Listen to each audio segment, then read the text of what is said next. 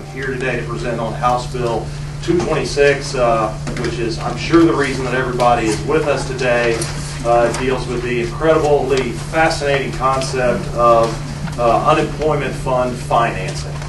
But what this bill does, Mr. Chairman, is it removes the current 10-year time limitation that's in statute on bonds that may be issued by the Board of Unemployment Fund Financing. With our state's struggling economy and rising unemployment, our unemployment trust fund has been depleted. In order to pay existing unemployment claims, we have borrowed a significant sum of money from the federal government, from a fund they've established to cover those claims. That estimate is somewhere in the neighborhood of around $900 million.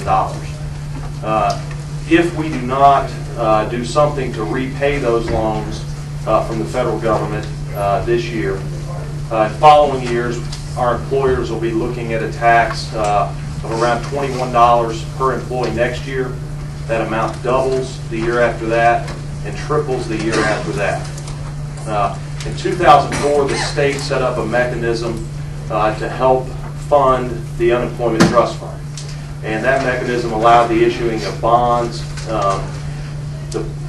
Under that structure, the statute limits the term of those bonds to a period of 10 years. Issuing bonds in an amount to cover our debt to the federal government and repay that amount would exceed the limitations set by the Hancock Amendment. This bill would authorize the board to issue bonds without a time limitation, meaning that the board could issue bonds with a 20 or 30-year term.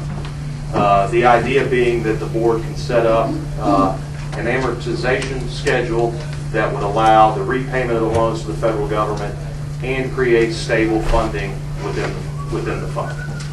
Rich Aubuchon, I serve as the General Counsel of the Missouri Chamber of Commerce and Industry. Just want to be on the record in support of this bill. This is one of the Fix the Six bills, if you've heard of those, which is a group of coalition business members which are advancing a coalition agenda that will be pro-jobs, and hopefully with the passage of this bill will allow for a smooth funding stream so that those who are unemployed will have the opportunity to receive unemployment benefits while at the same time to allow employers to have the opportunity to keep those folks employed for the long term.